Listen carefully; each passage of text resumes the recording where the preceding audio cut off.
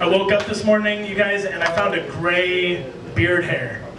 I was like, I'm only 32 years old. I shouldn't be getting gray beard hair yet, right? So I did a little bit more investigating. Turns out it was just some dried up yogurt. I just need to eat with smaller bites. I guess is the way that works. I don't know. I'm a substitute teacher. It's not nearly as glamorous as it sounds, you guys. Rest assured.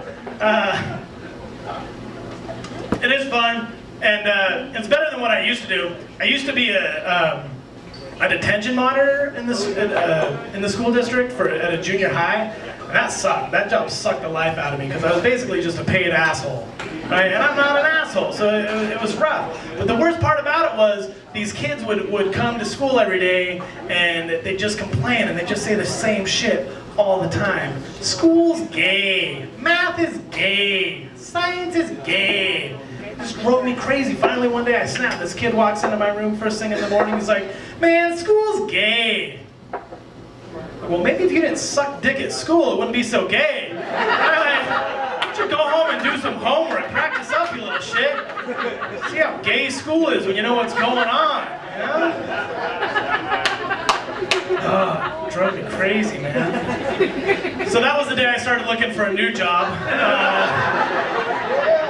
Not my choice. No, before I did that though, I worked with special ed kids in a severe and profound room. So I worked with kids with Down syndrome and differing degrees of autism, and that job was awesome. Like that job was really cool because those kids just appreciate everything, you know, and they're tons of fun.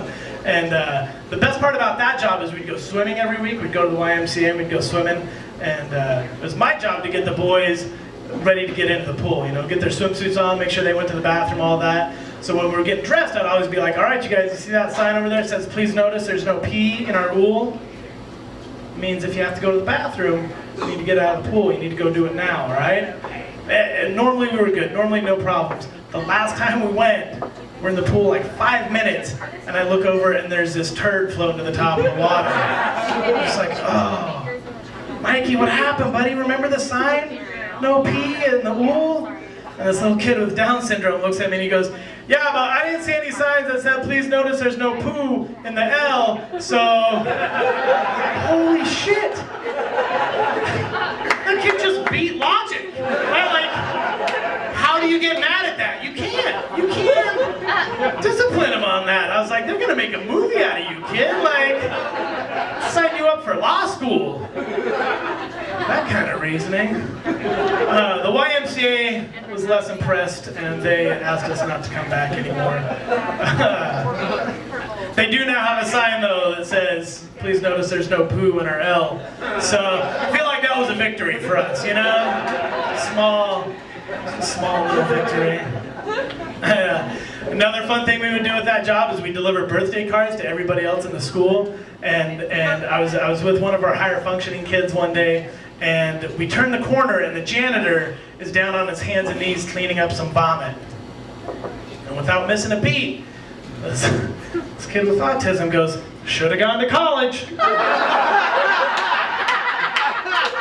was like, we gotta go. Come on, man, come on. Like, yeah, I know it says not to run, but this is different. This is life and death, buddy. Come on. We get around the corner, I'm like, high five! Oh my God. Oh, I can die happy now, you know? Like, holy shit, that was great. That was great. You guys, I'm a firm believer in the saying, you have to be the change you wish to see in the world. Right, Mahatma Gandhi. You have to be the change you wish to see in the world. So lately I've been having a lot of sex with myself. You gotta start somewhere, right? You gotta start somewhere. The journey begins with one step. We'll get there. We'll get there, man. But I do like working with kids. I do like being in education, and I think some of that's like hereditary, maybe. Like I've got grandparents on both sides that were teachers and educators. My grandpa used to be a teacher in American Falls. You guys know where American Falls is? She clearly doesn't know where American Falls is. So my grandpa was a teacher in American Falls, and he retired as soon as he could, and he moved to Pocatello, and he started driving cab and growing dope in his closet, and that was too boring for him. So from there he moved to Salt Lake City and started washing dishes at a hotel downtown, and that is when he got hooked on crack cocaine. True. Were you hooking my grandpa up, or you just a fan of the crack? True story, guys. My grandpa retired and then got hooked on crack cocaine and blew all of his money. And so he moved to Boise so my mom could take care of him. And I was like 12, 13 years old when this happened. And he wanted to sit down and have this conversation with me about how drugs are bad and they ruin your life. But he's an addict, not a liar. You know, he knows how much fun drugs can be. So instead, my grandpa says this. He goes, Ryan, don't smoke crank. Because if you do, you'll fart holes in your underwear. I was like, Grandpa, I'm 13 years old. Like, I don't have a job. I can't afford drugs and new underwear. Are you kidding me? Like,